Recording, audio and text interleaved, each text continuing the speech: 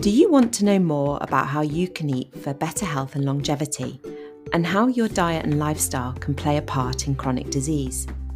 Then you're in the right place. I'm Claire Day. And I'm Daisy Lund, and we are both plant-based doctors with a passion for improving nutritional education. In this podcast, we will bring you all the latest medical evidence on how a plant-based diet can improve your health whilst being kinder to the planet and fairer to the animals that we share it with. Twice a month, we bring you interviews from experts in the field with a focus on an important topic related to plant-based health, all while sharing recipes and food ideas. So, welcome to, in a nutshell, the Plant-Based Health Professionals podcast. So this week we are recording towards the end of the COP28, the United Nations Climate Change Conference. And with this in mind, we welcome Tanya Haffner, CEO and founder of My NutriWeb and Nutrilicious, two businesses set up to help everyone eat well for the benefit of human and planetary health. Tanya is a registered dietitian and leads on healthy and sustainable diet strategy and partnerships to help people, organisations and businesses to elevate their nutrition and sustainable credentials. She's an academic author and has recently co-written a food research policy paper with City University of London entitled The Food Marketing Environment, a Force for or Against Human and Planetary Health. She is also current chair of the British Dietetic Association Sustainable Diets Group, helping the BDA to embed sustainability across the dietetic and nutrition professions. Welcome, Tanya. This is our first episode focusing on the climate and how our dietary choices affect planetary health. So we would be really interested to hear more about your work in this area, in particular about the BDA Sustainability Group. Thank you both so much for inviting me. I'm a big fan of the podcast, so it's such an honour to be here, and I'm really looking forward to this chat.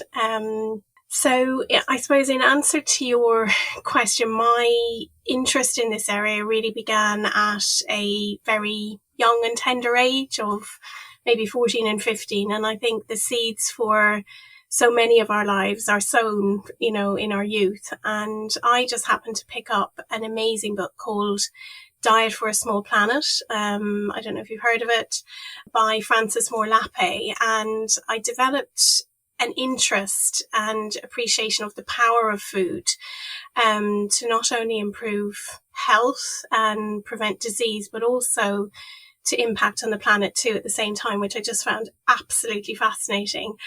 So I think I really discovered at this age that our planet really has a finite amount of resource, which over a very short period of time, of history, about 100 years, has been significantly eroded on an industrial scale to the point at which it is threatening our existence of human and other life on planet Earth.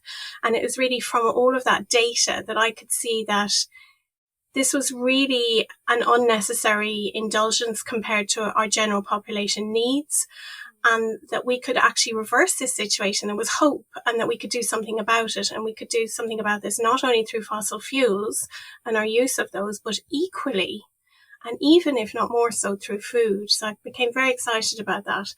And I became a vegetarian at the time. And I incorporated nutrition and sustainability into a national cookery competition in Ireland where I grew up, which I won, and where I met a dietitian on the panel, the judging panel, who very much impressed me. And I decided to study dietetics and nutrition. And I thought, let's begin here and see how we can start working in food related to health and planet. So that's really, for me, where it all kind of began to develop. And I was, I suppose, heavily disappointed that there was really very little on the curriculum at the time around sustainability, and very little kind of opportunity to learn about kind of sustainability even on the job. There was very few people really talking about it. And so a lot of my learnings have been self-taught for a very long time, to the point at which, if I broach this with colleagues or indeed friends at the time, and this is back in the late 1990s and the early 2000s, you can imagine, people thought I was completely mad.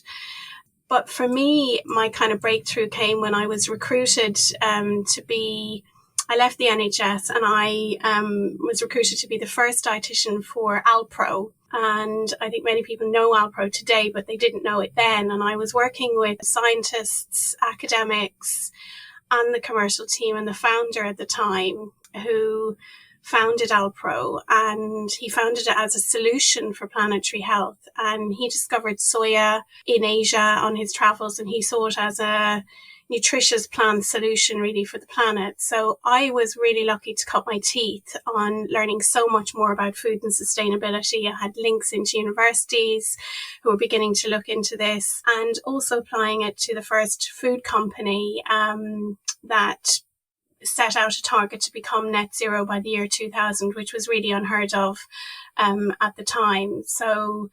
And at that time, I became kind of one of the early advocates for communications on plant-based eating. We set up the first conference on plant-based eating in the UK.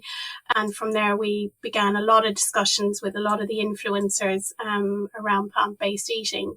So I then continued my journey of applying sustainability to all my entrepreneurial work with organizations, and then helping other health professionals to learn about this and then ultimately influence, in their area of work. And then in 2017 and 18, I approached the British Dietetic Association along with other colleagues to ask the question, really, how can we do more on sustainability across the profession? And that really resulted in the creation of the British Dietetic Association's One Blue Dot. I don't know if you guys have heard of it, but it's the BDA's scientific report and toolkit that I was part of in terms of the original working group.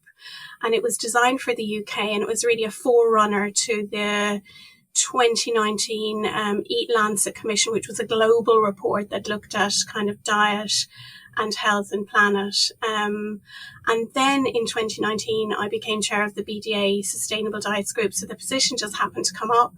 I looked at it for a long time. Nobody was going for it.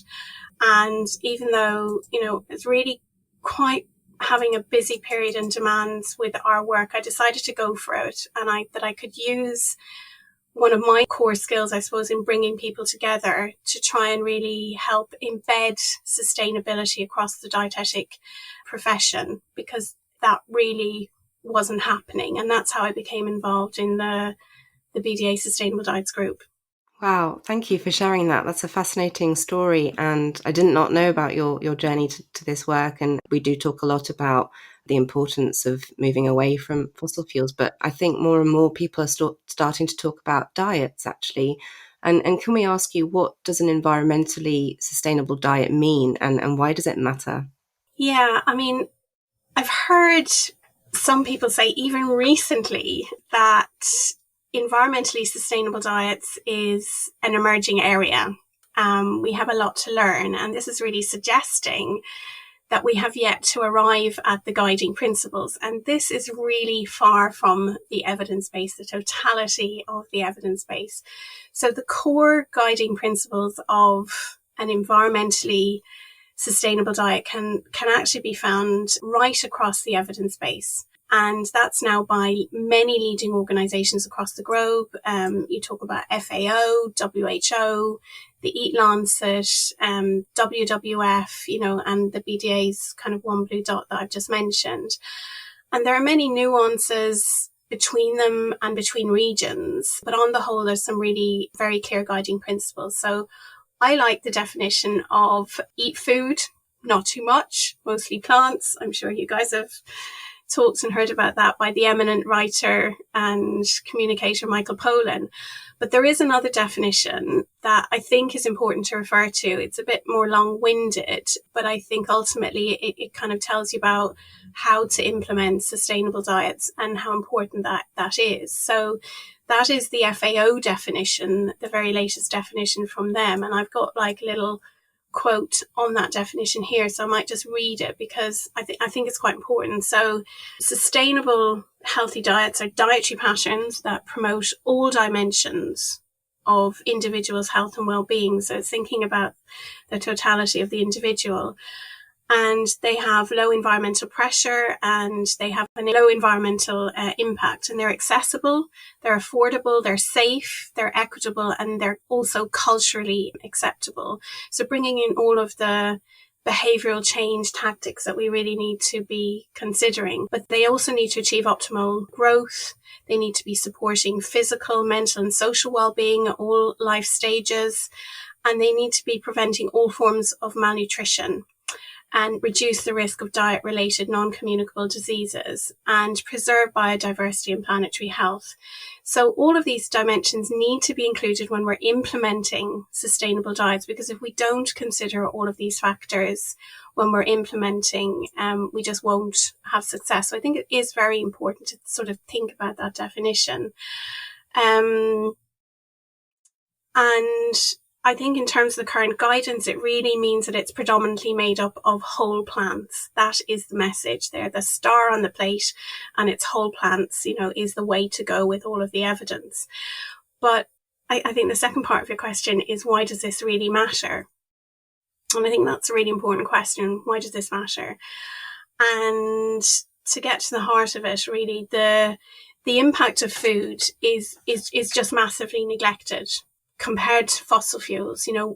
Obviously we don't pay nearly enough attention to fossil fuels, but we pay really very, very little attention to food and agriculture. And yet, when you look at the data, the global system is as great a threat to our earth systems which allow us to live and function on this planet, as fossil fuels, if not more, because they really hit all of those earth systems.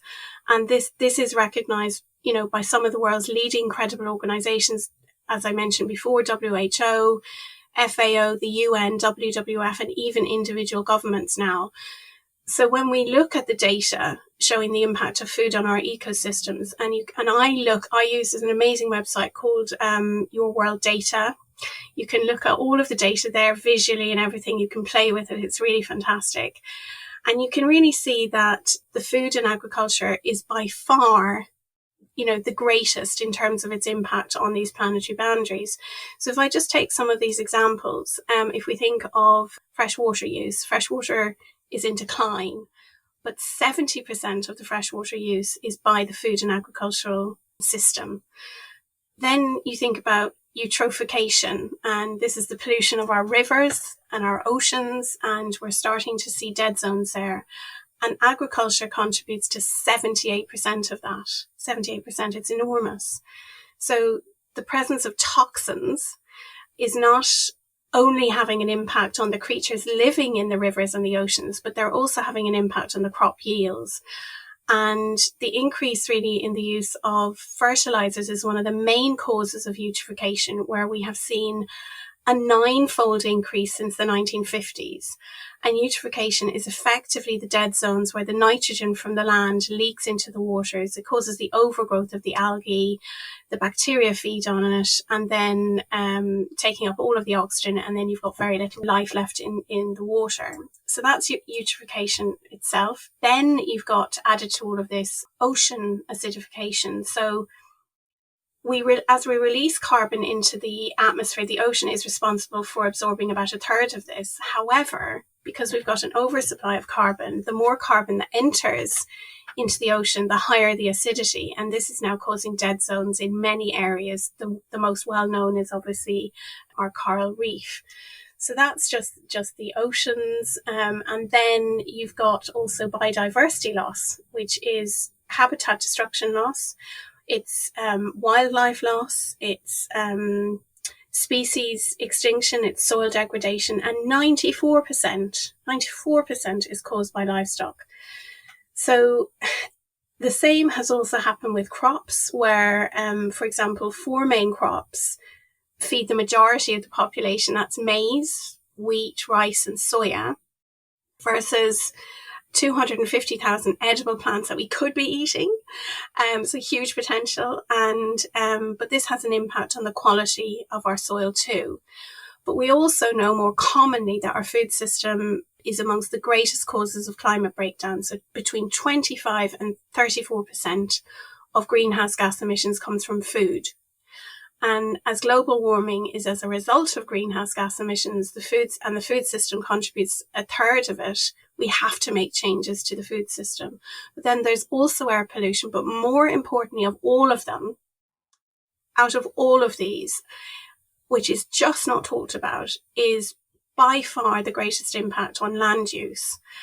So 50% of our habitable land is taken up by agriculture. And land use should be right up there in terms of our list of environmental concerns, but it's just massively neglected alongside other impacts of the food system. So we know really, I suppose, in summary to your question, is that, food has a very big impact on global emissions.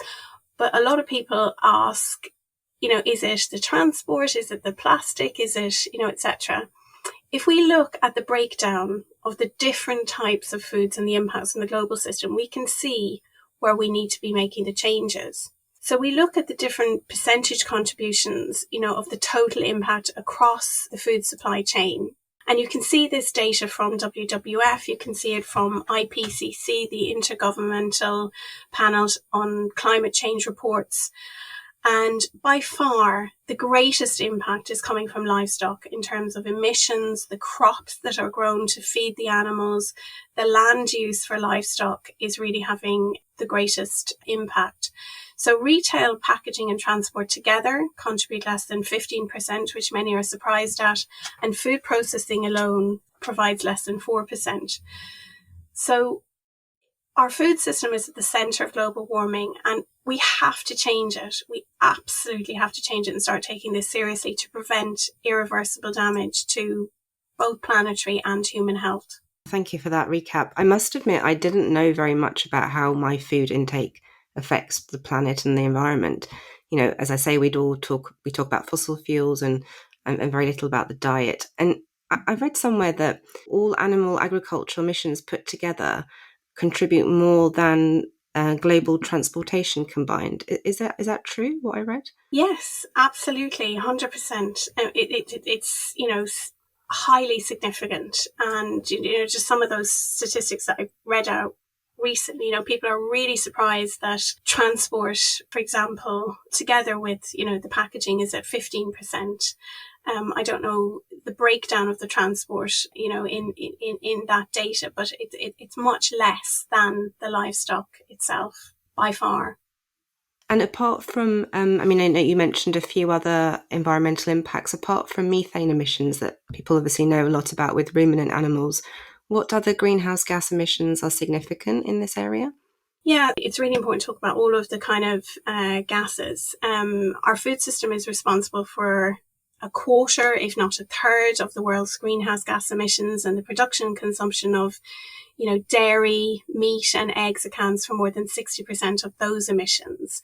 And it's not just the carbon emissions from animal agriculture which are a problem, but it's also the methane produced not only by the ruminant animals, but also by rice systems as well, which a lot of people are not familiar with, but also the nitrous oxide from the fertilizer and the manure.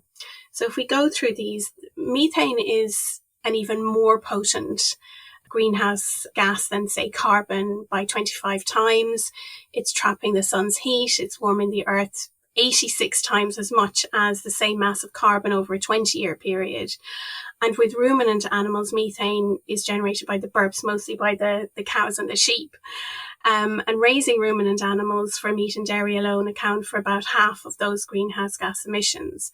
And some argue, there's an interesting argument going on, but some argue that because methane is relatively short-lived in the atmosphere, which is about 10 years compared to 100 years of carbon dioxide, it matters less. And this does not mean that we should not continue producing methane. It means that we have a chance, a really big chance in a very short period to significantly reduce these emissions. And the UN is absolutely clear that we have to address methane emissions now in order to keep the global warming levels associated with irreversible and catastrophic consequences. But nitrogen emissions are less well kind of known or talked about from animal farming, and they're also increasingly problematic and need to be talked about. And they come from nitrogen present in synthetic and organic fertilizers, and also the animal manure and the urine, resulting in nitrous oxide generation. And so that's another potent greenhouse gas emission. It's 300 times more potent than CO2, trapping more heat and remaining in the atmosphere longer than methane, over 100 years. So animal agriculture contributes to around a third of the nitrogen emissions, with most of that coming from the production of animal feed. So it's a huge problem. Tanya, you've covered absolutely loads of data and things that will sound, I think, quite overwhelming for some people in getting their head around what they need to do as an individual. And also going back to that definition that you gave of what's a sustainable diet in terms of for growth, for maintenance of health, culturally acceptable. I mean, that's a phrase that we hear often as GPs. We hear people talking about, well, we have to think about what people do culturally. But do you think that we then as individuals, we've really got to make these significant changes in the way we eat? And we've talked a lot about planetary health, but for our own health maybe as well, in terms of those sustainability factors. 100%. Look, it goes back, the core message, if we want to simplify it, and I do think we need to in many ways simplify it for behaviour change, is the majority of the guidelines come back to plant-based and whole food plant-based, fruit, vegetables, whole grains, tubers. We all here around the table know about this, and I think it's incredibly important. And that evidence for health, what we eat for health, aligns completely with what we need to be eating for the planet. It's a win-win for health and planet, but people are not changing, and we are a long way from achieving even, I would say, existing guidelines in the UK, which many are now saying need updating in themselves.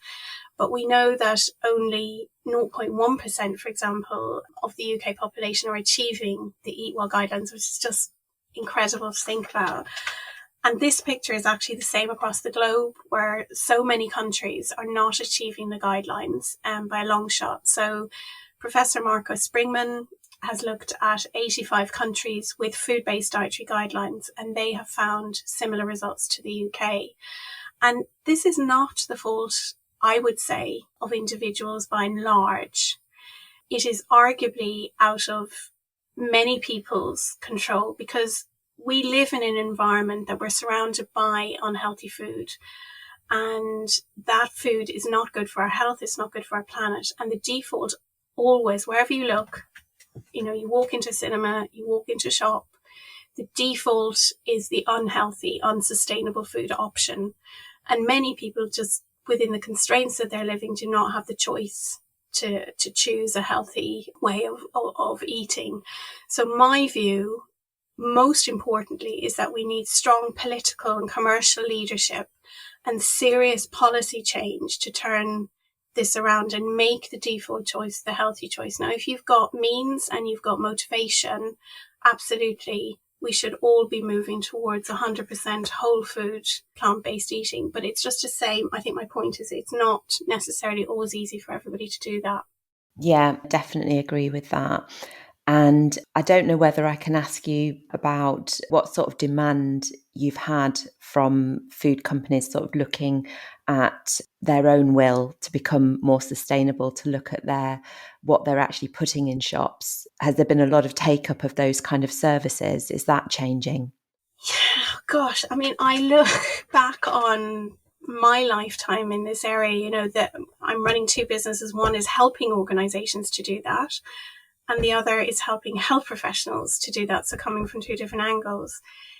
I think there is light in that there are an increasing number of startups, an increasing number of small companies who are taking this much more seriously than the bigger companies.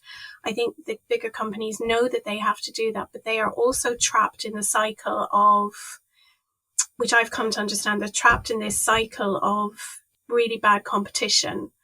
And so it's really the policy levers that need to change, I think, to allow those bigger companies to truly change. They're beholden to their shareholders who are driven by commercial needs as opposed to just, the environmental needs, and the competition then between companies, which then results in people's jobs. It's quite a complex situation that they're trapped in, but I think policy change will allow that change to happen at a higher level. I think that is where I've come to over many years of trying to deal with larger companies. So just so that we're going a little bit out of our core audience for the podcast, there's obviously the argument that people say that what happens to farmers? What about those individuals who've done this for generations? And if you make people decrease their meat consumption, how do those farmers actually transition to having other livelihoods if people just stopped eating meat? Yeah, you're right. Some will say, who am I to say use less land, and how should this be used? How do you actually work your way through this? It's really complex and it's really tough. And I have family and friends in the farming community, and I know how tough that is. But, and this is a very important but, we need to grow calories from less land. And we need to rewild some of the current farm we've created, because we've simply turned our earth into a farm, and it's just not sustainable. We will not be here if we do not address this. So we understand that farmers are currently making money from grazing, but there is a better option for planetary health here, and it's predominantly rewilding with potentially some regenerative farming, and they would have to be paid for this. So time and time again, people would be saying to me, well, I can't then do anything with the land, and we really need to think about what we mean by do, and do means extracting something from it. And it's time that we stop thinking about what we do and what we can extract from our ecosystem. It's time that we started to see an ecosystem as a very valuable resource in its own right. In fact, the less we extract, the more valuable that it will become, because it will defend us against catastrophe. And it's really very hard to see how we're going to get through this century unless there is a mass ecological restoration. And this is our only chance of preventing the sixth mass extinction, of drawing down the carbon dioxide that has already been released into the atmosphere. And we know, really, even if we are to decarbonize the economies tomorrow, and we should be doing this really as quickly as we possibly can, as we've left it very late, we cannot avoid 1.5 or even 2 degrees of global heating. So alongside the decarbonisation, we must be drawing down this CO2 already released into the atmosphere. And the best and the most quickest way of doing this is rewilding our ecosystems. And as those trees come back, and as the wetlands come back, it will draw down the CO2. It will turn it into carbon. It will turn it into wood. It will turn it into peat, into mud. And it holds it there, and it stops it leaking back into the atmosphere. And so this really is a matter, at this stage, raw survival. So there's no money that you can put on a food system, really, or any system that beats the value of human survival on planet Earth. And if I can just kind of labour it a bit further, the UK Committee on Climate Change, who advise the government, who know all of this, have set out ways of meeting the net zero target, including dietary change. And they have recommended that this involves at the very least, 35% or 50% reduction in all meat and dairy consumption by 2050. Now, Oxford is calling for much greater levels, the Oxford group, at around between 70 and 80%, along with WWF. And it was really interesting yesterday. I haven't got all the headlines from this week from COP, but, we saw the headline that AI says that we all need to be vegan by 2075, really.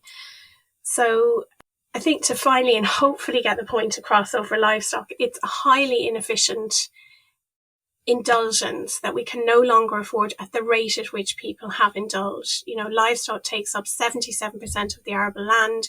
It's not just for the land, but it's also for the crops that we need to feed them. Yet we only produce 18% of the calories and 37% of the protein from that. It's highly inefficient.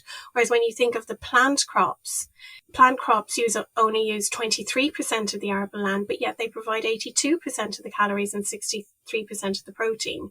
So it's inefficient for us to depend on livestock, and it uses up and damages a lot of the land.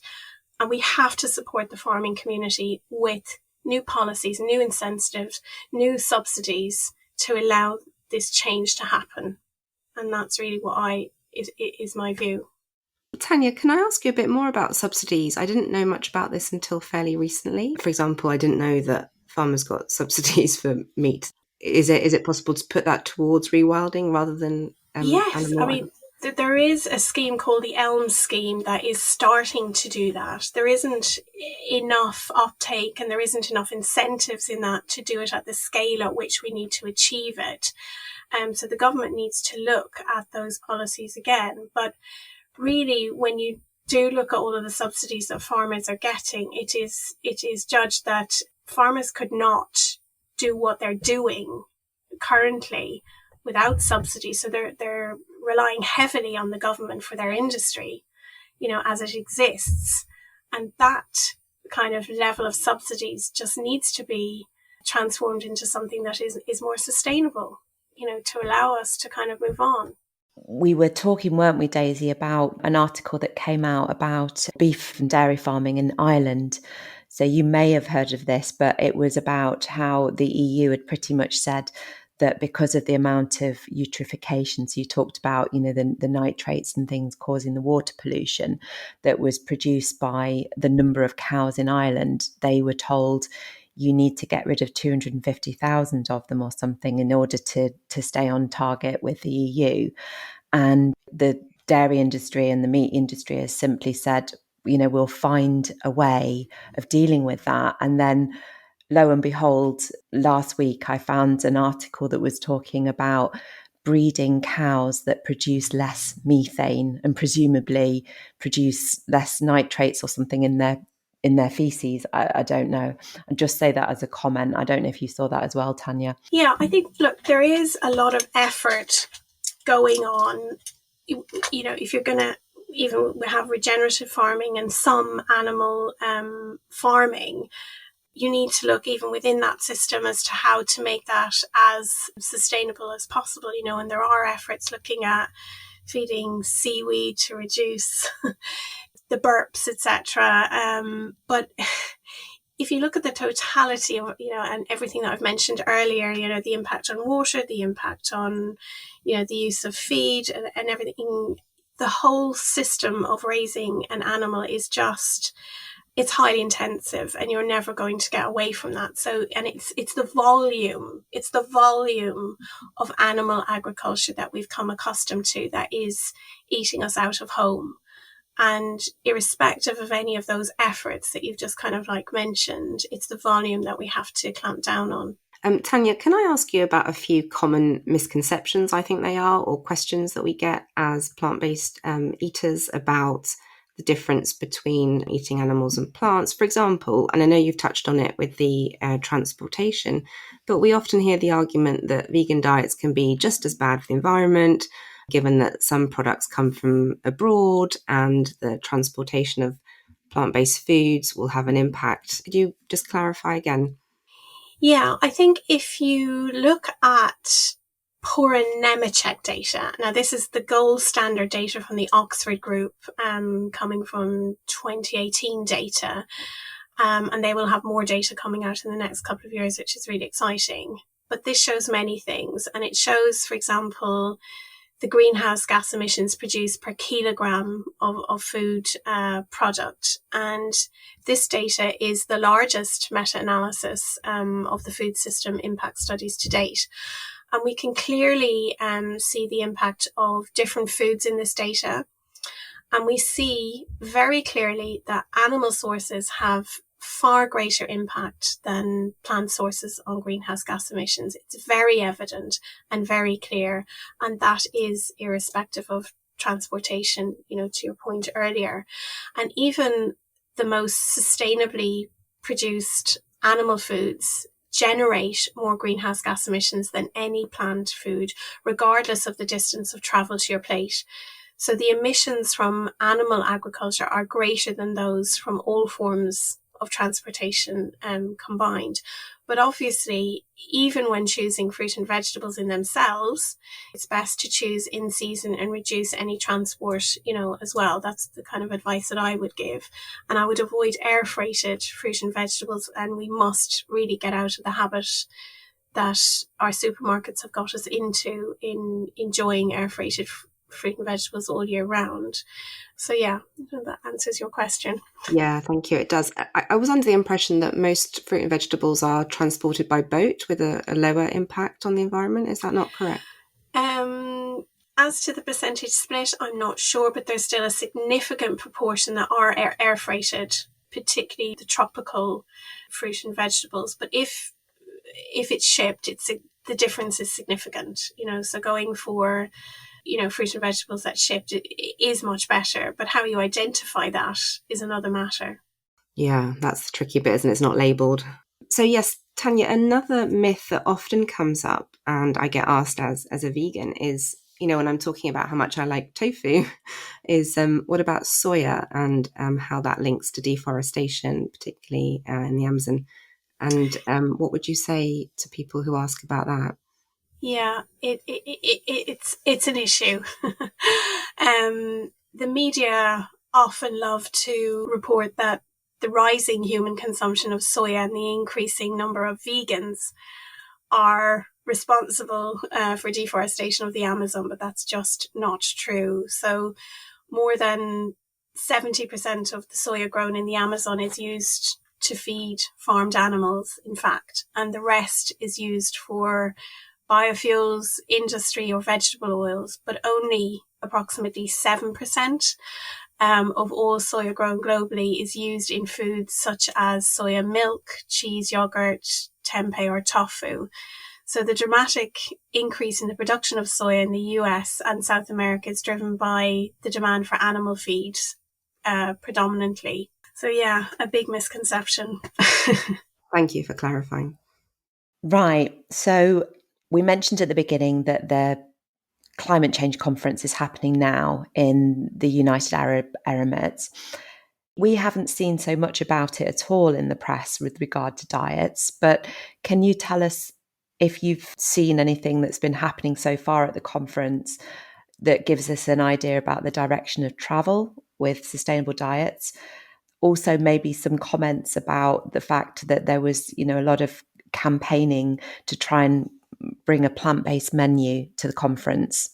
Yeah, so first of all, I wish I was there, and I'm not. And of course, it's still going on as we're kind of talking today. And I've had flu this week, so I'm not as fully up to speed as I'd like to be, and I'm on catch up. But what I would say about it so far, I would say that there's a flicker of hope regarding the connection that is finally being made with food, which is just extraordinary to just say out loud.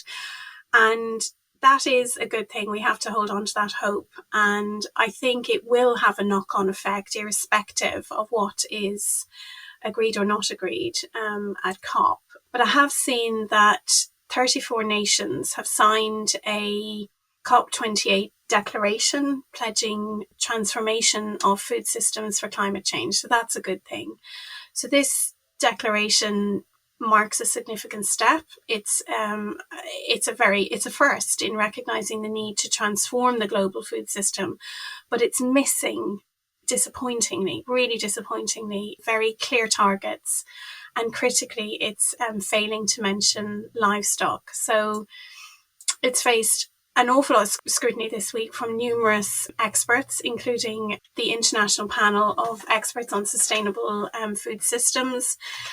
And it's really for the absence of these measurable targets or clear steps to address sustainable diets. And I've got a telling quote here, actually, from Ruth Westcott in the UK. And she's the Climate and Nature Emergency Coordinator in Sustain. And she says the following, and I think this is really telling. She says, "It's great to see world leaders acknowledging that we have no hope of avoiding catastrophic climate change unless we transform the food that we eat and how we farm.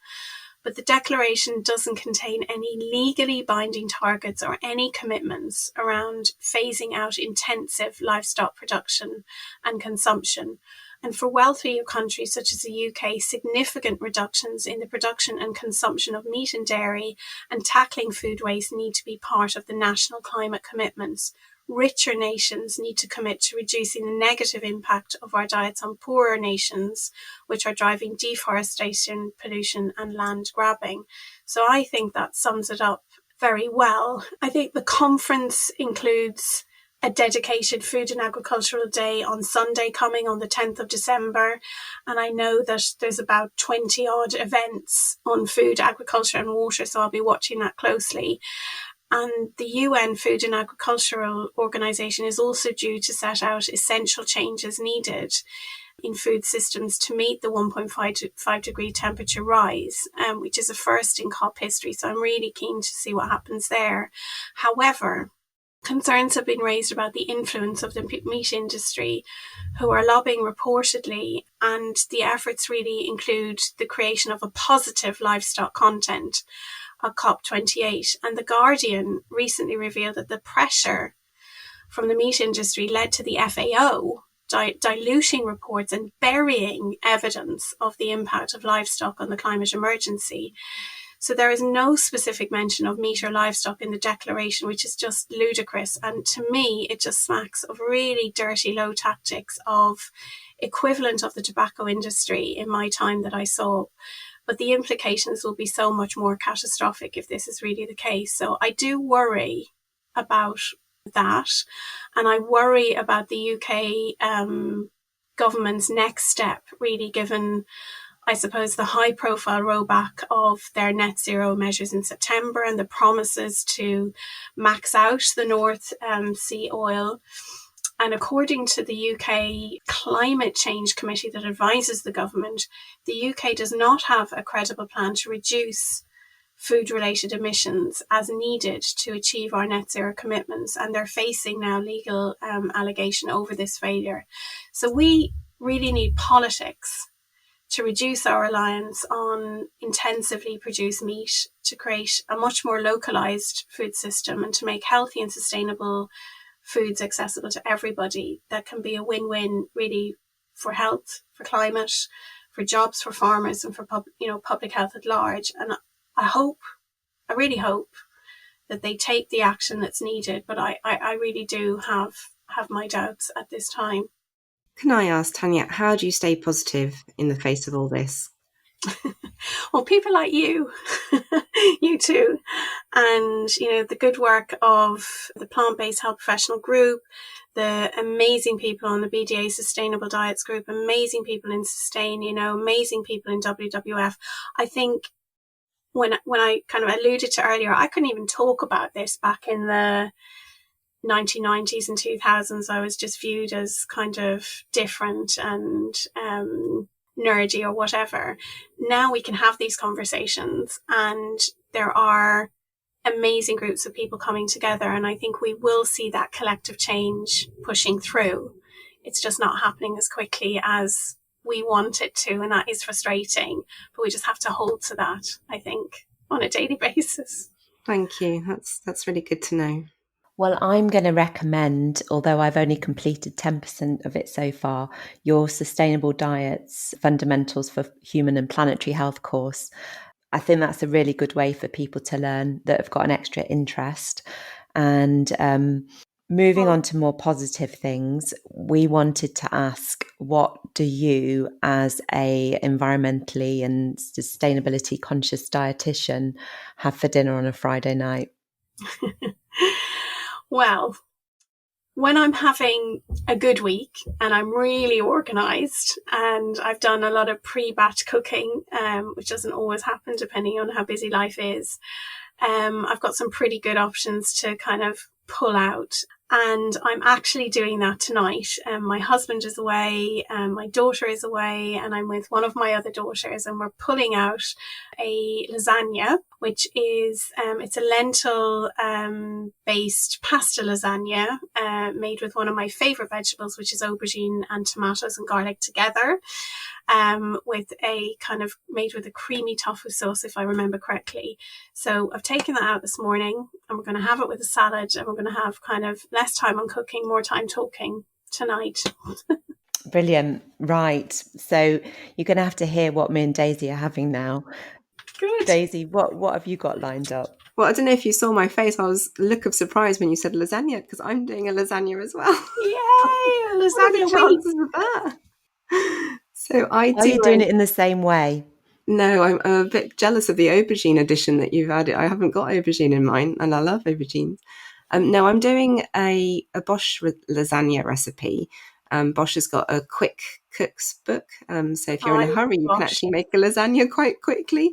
It uses soya mince, and rather than sort of layering it, you actually just bung the pasta sheets into the sort of cooked soya mince, and I think the sauce is also tofu based, silken tofu and nutritional yeast, to make that sort of cheesy flavour.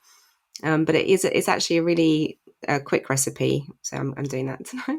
How about you, Claire?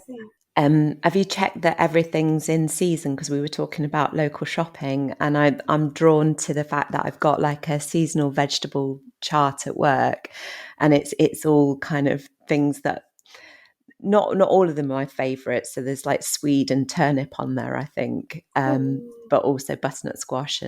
But actually, I don't know where they get them from, but I'm going to do a mushroom stroganoff with some oyster mushrooms and chestnut mushrooms. And I usually do like the creamy sauce with some silken tofu, bit of white wine and vegetable stock and some thyme in there. And it doesn't take long to cook the mushrooms with a bit of onion. And instead of the cream, I'll use the silken tofu and some white wine and stock. That sounds good. What do you serve that with, Claire? Tonight, brown rice. Very nice. So everyone's having silken tofu. Thanks so much for joining us, Tanya. I've written down lots of references that you made that I want to go away and read. You know, you've mentioned some really interesting sounding authors, and we'll put all of those in the show notes. We've both learned such a lot, but we've realised we need to do a bit more. We'll be well resourced when we're talking to patients, not just about their health, but about, you know, some of the wider things that we all need to be thinking about for future generations. So thank you so much for today. Definitely. Tanya, thank you so much for your time. If listeners want to find you, where can they where can they connect with you? My NutriWeb, I think your listeners are predominantly health or food professionals. So through www.mynutriweb.com or email me, tanya@mynutriweb.com is probably the best way to contact me if you want to have a conversation. So yeah, thank you so much for having me, and I'm sorry I've come with a bit of flu today, and hope to see you guys again soon.